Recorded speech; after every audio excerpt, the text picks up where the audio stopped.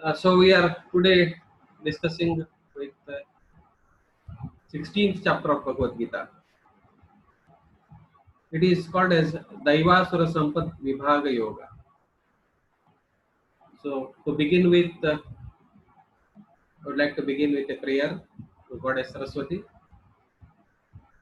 भवति यदनुभावात् एडमूकोऽपि वाग्मिः जडमतिरकुजन्तु जायते प्राज्ञमौलिः सकलवचनचेतो देवता भारती सा मम वचसि निधत्तां सन्निधिं मानसे देवं नारायणं नत्वा सर्वदोषविवर्जितं परिपूर्णं गुरुंश्चान् गीतार्थं वक्ष्यामि लेशतः.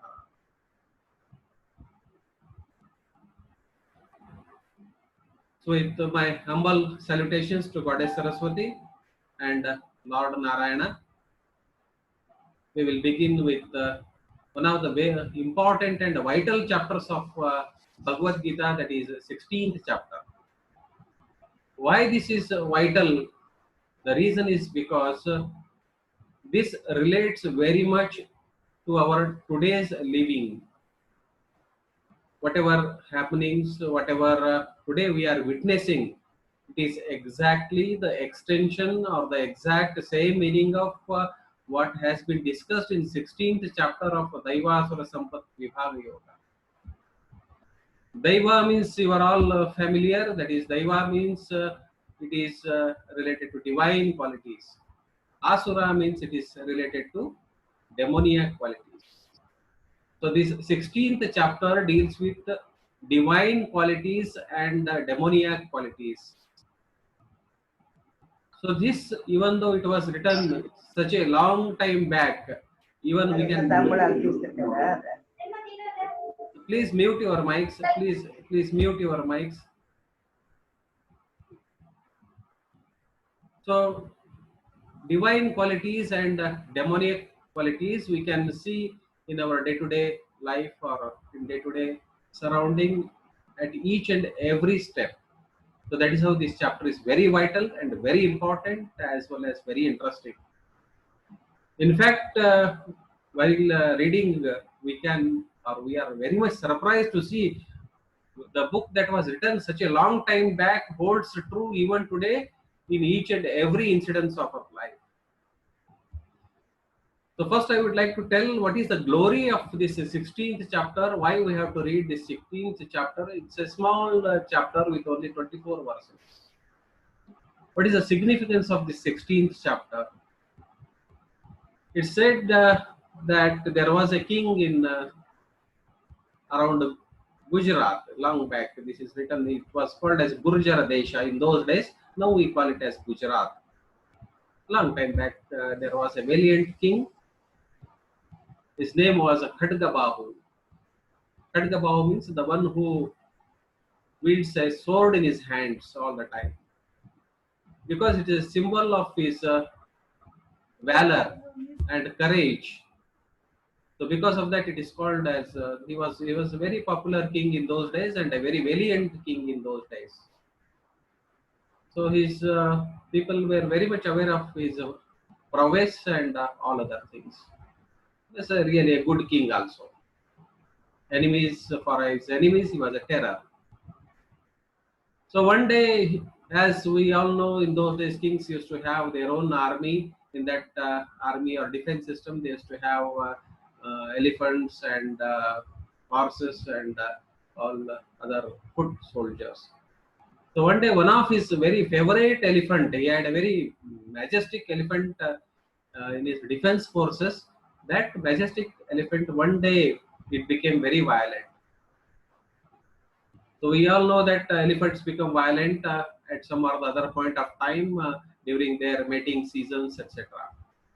So this elephant also became violent, and it broke the pole to which it was tied, and it started violently trampling upon all the people who were coming on that way. So all the people started witnessing that violent scene, including the king. King came out with his sword and tried to control it, but it was literally uncontrollable, violent elephant. And as the elephant itself was majestic, we know in those days, long time back, maybe 5,000, 7,000 years before, it was really difficult. We don't have any aerial this one in those days. So it was difficult for the king, and the king was also helpless to control that violent, and via that violent elephant was trampling the bypassers and all the people. In that meantime, when the elephant was trampling, one saint, he had just taken a bath in a river and he was walking on the same path. The nearby people started shouting, "Please don't go. There is one elephant that has become violent and it's running around and it's become really violent." But this saint was really unafraid, and straight away he walked on the same path, or the elephant came on the same path on which this saint was also walking, and they came face to face. The moment the sage came in front of the elephant, he simply touched with his hands the elephant, and the total violent elephant became a docile animal, and the saint simply walked off as if nothing has happened. The king and all the people who were witnessing this scene were taken to utter surprise, and they were really surprised how this could be possible. A violent elephant which was uncontrollable by the defense armies or soldiers, including the king, just a ordinary looking saint. He came fearlessly and touched to that violent elephant, and this becomes a docile animal. So this was surprised, and when the situation came under control, the elephant was again brought back and tied to its pole. And the king was so curious, and he invited that saint and asked him, "What is the secret of your power? You don't have any, you don't wield any sword or any such thing. What is your this one secret?" And the saint said, "There is no such any special secret. Simply, I was chanting 16th chapter of this Bhagavad Gita and walking, and I touched the elephant, and that is how it became docile." Then king was literally shook, and then he said, "If just by chanting one 16th chapter, if a violent elephant can be converted into a docile animal, there should be some power in that one." Then he asked the saint, "Will you teach me that 16th chapter?" The saint happily agreed for that one, and it is a very small chapter with only 24 verses and easy to learn also. He learned, and that's how he taught him, that king. But and the sage also went off, and this king was also practicing. But always we have a sort of curiosity that we want to test what has been learned, whether it's real or not. Maybe it is working only on the saint and not working on other people. This is also quite possible, or the saint might have told something false, and he has some other mysterious powers which he has controlled, and maybe the 16th chapter, as he has claimed, is not working on him. Then, as the time passed, this was haunting. This question was haunting to that king. And one day again, after 1 year, a gap of 1 year, again that male elephant developed its violence during its season, mating season, and then again same thing happened. It broke the pole and started running here and there. When it was running, then king wanted to try. He had learned that 16th chapter. Then he started chanting and came exactly in front of that wild elephant, and then fearlessly he touched that elephant. Same thing happened again. The elephant became suddenly docile. Then the king realized the importance of this 16th chapter of this Bhagavad Gita, and then he decided, yes, enough, I have lived as a king. Now let me give all this my powers and kingdom to my son. And then he resigned to the woods, and then he started penance on the 16th chapter. And the story says that at the end of the life, he became a very enlightened personality and entered the heavens. This is the glory of this 16th chapter. So that is how it's very easy to recite and very interesting to read also, and we can relate to day-to-day life and these activities. So that is how we have taken this 16th chapter after 15th and 12th, and then we are in 16th chapter. So 16th chapter begins with the explanation of divine and demoniac qualities, as I had told in the beginning. It starts with Bhagavan Vacha.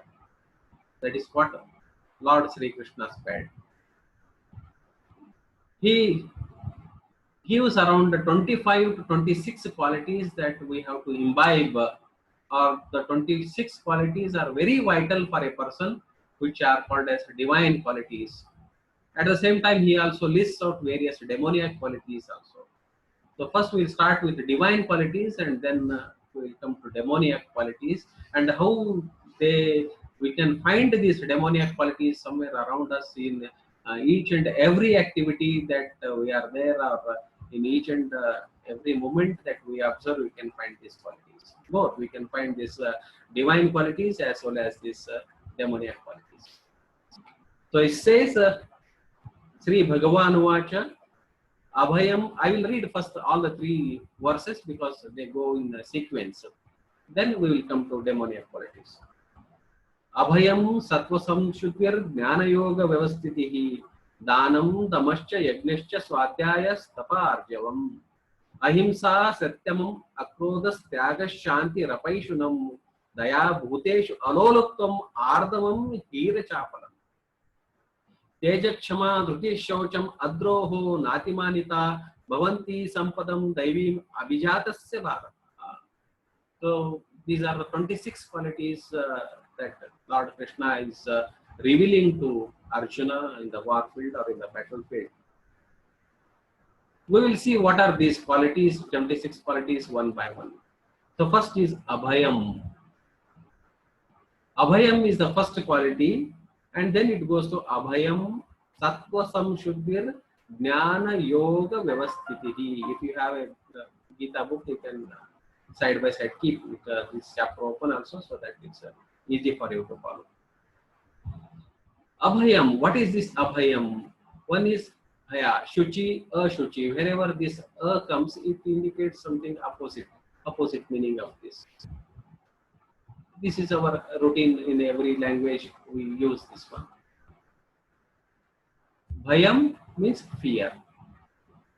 Abhayam means fearlessness. That is Abhayam. This quality one should imbibe in his life. So this is one of the important divine qualities for any person.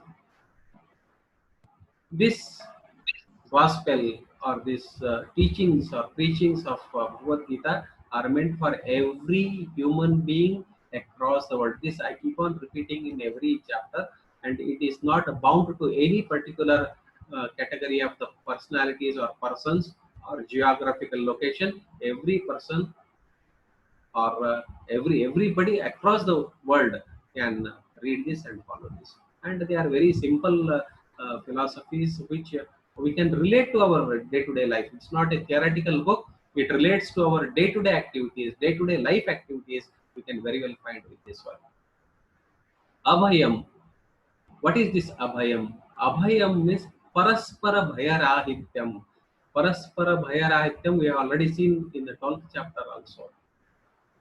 Yasmanno Dvijache Loko Lokanno Dvijate Chayaha. That means by the presence of a person, it should not create or induce fear in others. At the same time, this person should not get carried away or become fearful because of this society. Society in the sense it can be anything. Suppose if a person has now decided that I will become a saint and has gone to forest, he should not be scared that some snake will come and bite me, or a wild elephant, or a tiger, or some other animal will come and eat me away. That means he should not be scared of the world. It meaning starts with that point. You can extend it till the society. It may be in the, as we have seen. Order again, I will relate to our day-to-day life activities. We have seen in recent that attack in Pakistan. Our soldiers attacked. They caught one of our soldiers, Abhinandan Indra. They have caught him. And they have also shown on TV clips that how fearless he was. So that is a divine quality. That means we should not be scared of anybody.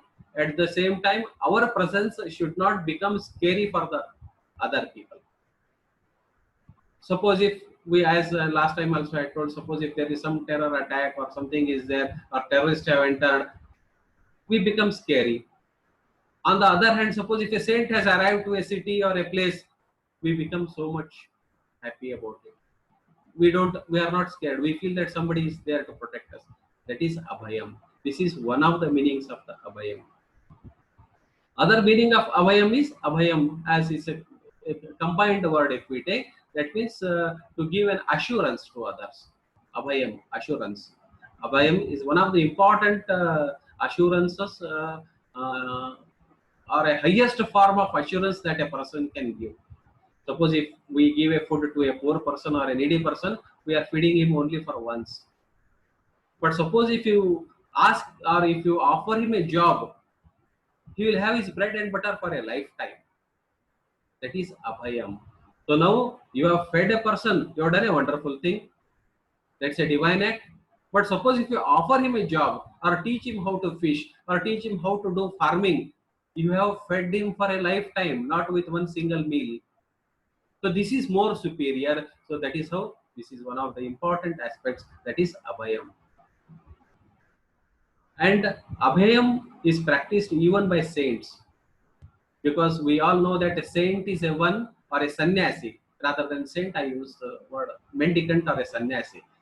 Anybody can be saint, even any X, Y, Z, Somadatta, Devadatta can be saint. But sannyasi is one who has renounced everything. Everything. He has no money, he has no clothes, he has no house, nothing. Nothing is, he has no possessions. So one of the qualities of divine quality is charity or dana.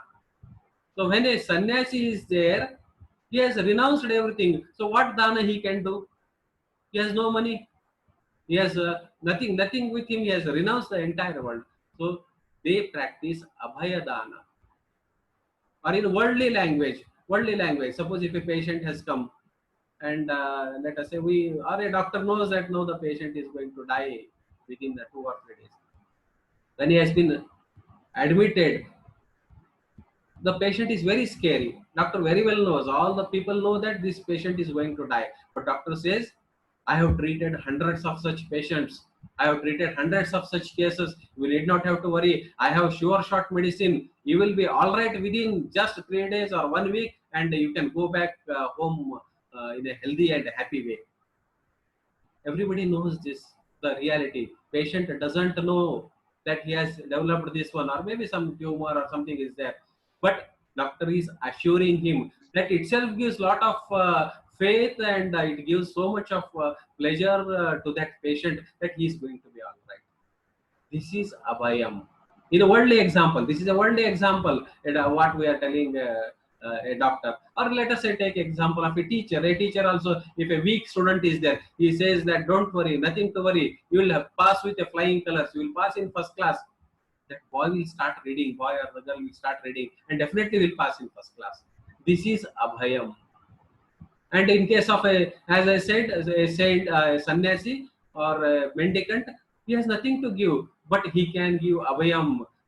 Now, in with the doctor itself, we are so much thankful, who has no divine powers, who has only medicines, who has only trial and error basis. He treats a medicine or he treats with certain empirical formulas or what, but he cannot assure that 100% he will cure. But he assures them.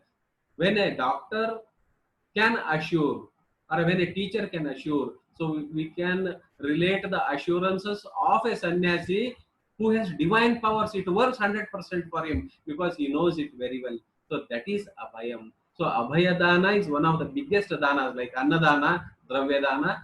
Abhaya dana is also one of the important. Various danas or charities are there. Abhaya dana is one of the very important charities, like more superior to even annadana or feeding.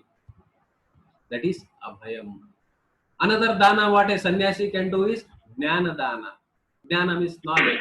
He is the one who gives this knowledge. He can donate his knowledge that he has gained.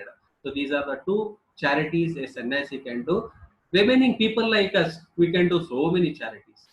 We can do in the form of money. We can do in the form of offering food to others. We can do in the form of serving them. Many people have served, like Baba Amte is there, Prakash Amte is there. They serve leprosy patient. Many ways of serving are there. It need not be only with money. Need not be only with food. Somebody may give clothes. Now people in Corona are walking almost 500 kilometers. Their feet have been already means damaged or eroded.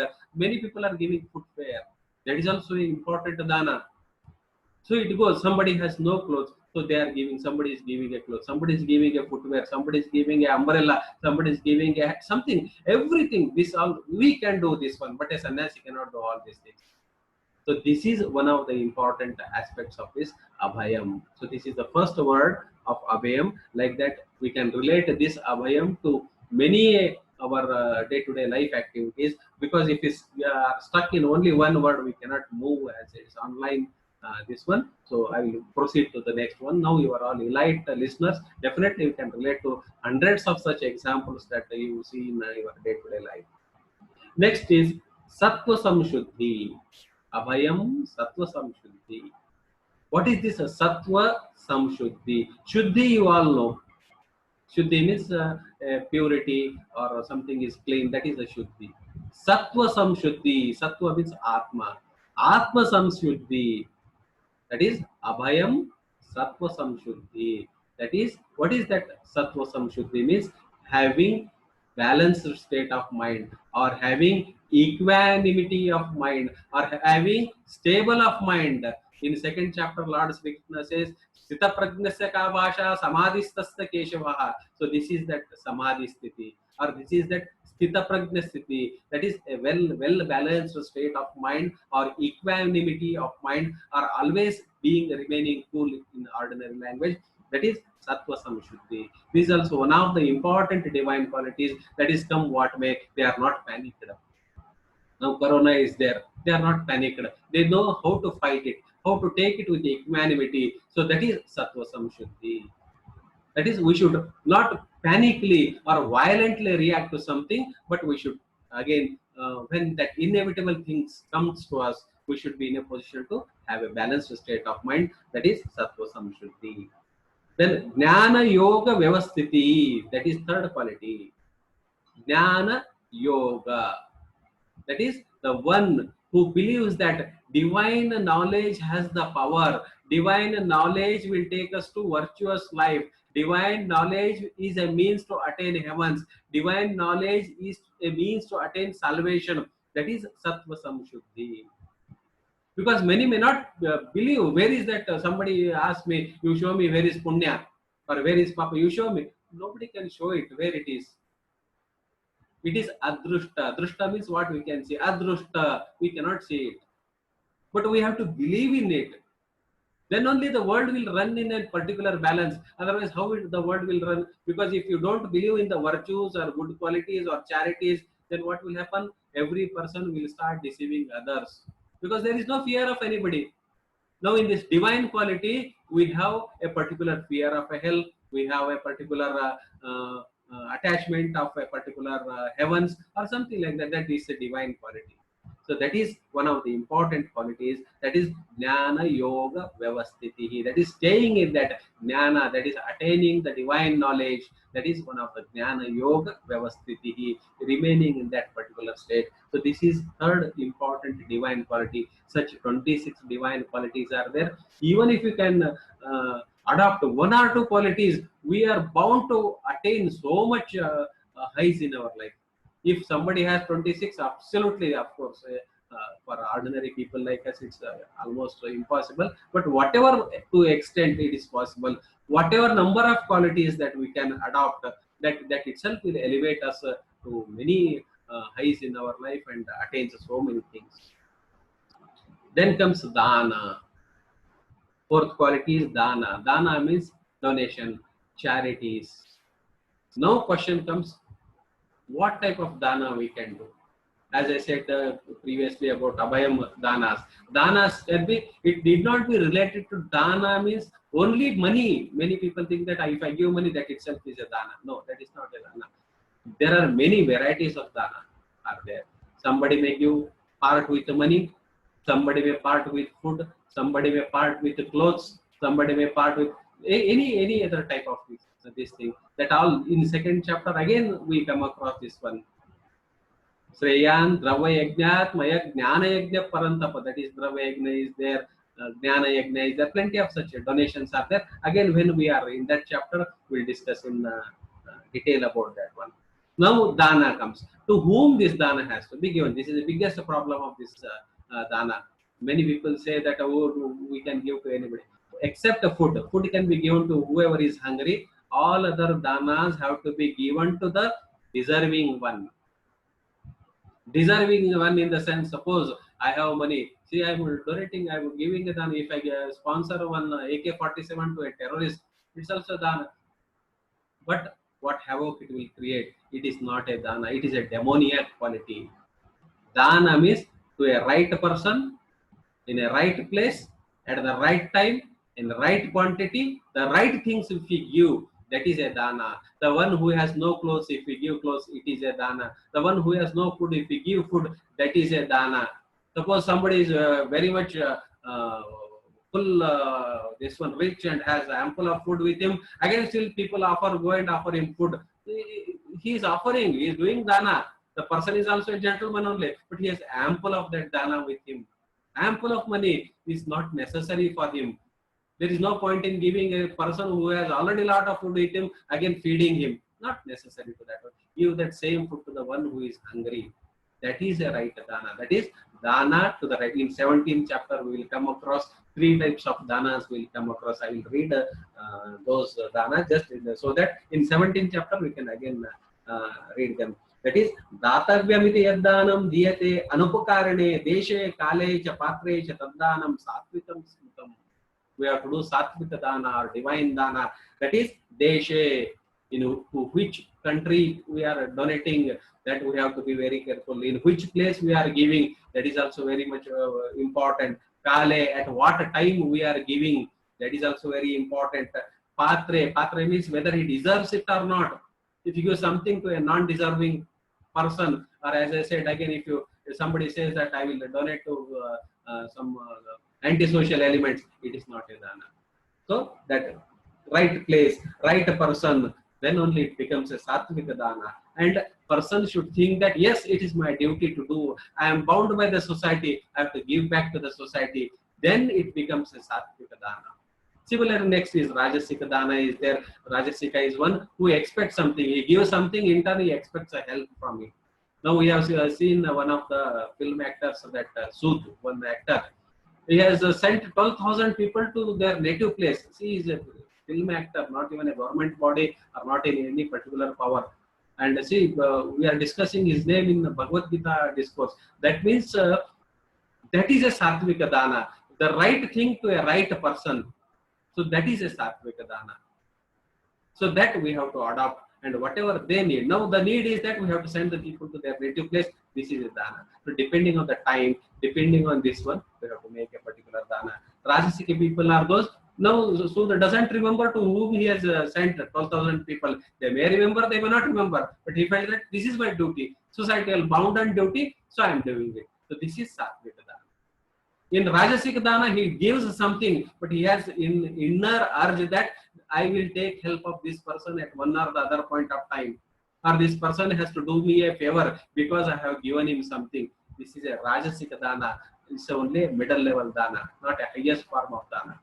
Then Tamasika dana, I did not have to tell. It's a inertia, or it's helping all unlawful people or antisocial elements. If you provide them something, they become still further strong antisocial elements. That is a tamasika dana that will bring hell only, not any virtues. So that is about dana. Again, we'll discuss a lot of things. Again, we discuss when we come in 17th chapter. Now you can very well relate it. Now I have 6 minutes and 17 seconds. I will continue for another 3 to 4 minutes. Then after 4 or 5 minutes, we will stop and again reconnect, so that we can continue with this one. So that at least all these 3 verses, let us try to see in today's discourse. That is danam. Damascha. Dama means indriya nigra. That is control over all our senses. Our control over senses, in the sense, how to control over the senses. Senses, what are these senses? We all have studied special senses are there. Eyes are one of the sense organs, ears are the other sense organs, tongue is another sense organ, nose is a sense organ, skin is a sense organ. So all this, the basic tendency of all these sense organs is to run behind their subjects. Now subject for the eye is a picture. Eyes keep on running, or they start chasing these different pictures. So that we have to control. If it is a good chase, that is we are seeing a divine book or reading, this is a desirous. If the mind is or wants to something which is not to be seen, so that means that is an unlawful. Same thing with ears.